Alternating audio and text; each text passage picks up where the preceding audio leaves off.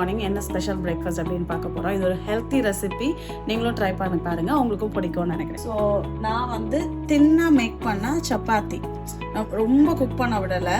அதில் ஸ்டஃபிங்க்கு இந்த மாதிரி கீரை பொரியலை எடுத்து கொஞ்சமாக நல்லா நடுவில் வச்சுட்டு